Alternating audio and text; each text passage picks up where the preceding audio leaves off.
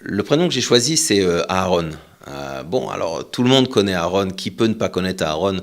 Cohen Gadol, frère de Moshe, frère de Myriam, celui qui rentrait au Kodesh Kodashim avec toutes nos fautes et qui en sortait, qui sortait grâce à lui, grâce à nous tous, blanchi. Voilà. Donc Aaron, c'est avant tout un Cohen, mais on va dire que c'est pas la chose la plus importante. Vous savez qu'il y a un Pirkei Avot, une Mishnah, qui parle de lui de façon claire et qui dit que sa particularité, ce qu'on aimait chez lui, ce qu'on aime chez lui, c'est justement cette capacité du shalom, d'accord? Il est Ohev shalom, il aime le shalom, il est Rodev shalom, il le poursuit vraiment pour que les choses s'installent. Il aime les briotes, alors là-bas, la créature, ça veut dire, pourquoi créature? Pourquoi il ne dit pas, il aime les hommes? Parce qu'en fait, Aaron, il était capable d'aimer vraiment tous les types de personnes les plus compliquées, ceux que nous, on a dans notre agenda des gens à ne jamais croiser, ben, même s'ils n'avaient que le statut de créature, c'est-à-dire que la seule chose qu'on pouvait leur dire de bon sur eux, c'est qu'ils étaient créés, voilà, et ben il avait le même amour et la même attention à ces gens-là. Et évidemment, il rapprochait tout le monde de la Torah. Ça, c'est les Pirkei Avot, c'est la Mishnah qui parle de lui. Et j'aimerais insister sur ça parce que cette qualité d'Aaron, elle est indispensable en fait à tout le monde, puisque nous, le Ham Israël, on est aussi appelés des Kohanim. Ça veut dire que cette prina, cette nekuda, ce point de faire le shalom, elle est indispensable. Vous savez que c'est même écrit que la Torah n'est venue que pour amener le shalom.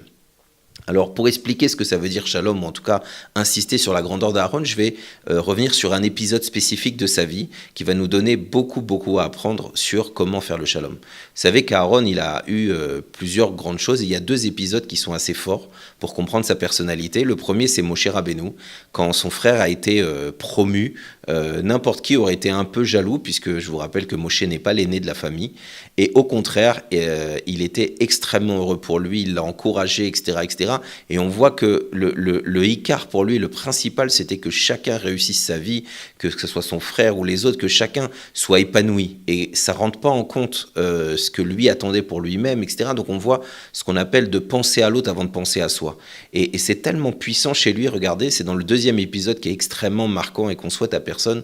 Quand Aaron Cohen a perdu ses deux enfants, il n'a rien dit, il s'est tu, shtika. Ça, c'est quelque chose d'extraordinaire, c'est un malheur extrême et il n'a rien dit. Et ça nous explique quelque chose. En fait, dans ces deux histoires, le point commun, que ça soit quand Aaron a perdu ses deux enfants et qu'il n'a rien dit, qu'il s'est tu, ou quand il a entendu la victoire ou l'avancée de Moshe ou d'autres personnes, il n'a rien dit, au contraire, il a encouragé, ça nous prouve quelque chose. Une des choses pour lesquelles, et une des choses qu'il faut réussir à faire pour amener le shalom, c'est savoir se retirer, savoir se mettre en arrière, savoir ne pas donner trop d'importance à ce qu'on pense, à ce qu'on est, à ce qu'on veut, etc. Parce que des fois, avant même d'accepter la situation, avant même de la comprendre, avant même de la vivre, on arrive tellement plein d'envie, de frustration, de je m'attendais à, et si c'était passé. En fait, on arrive tellement avec notre scénario à nous, qu'on ne peut plus vivre la réalité d'Hachem.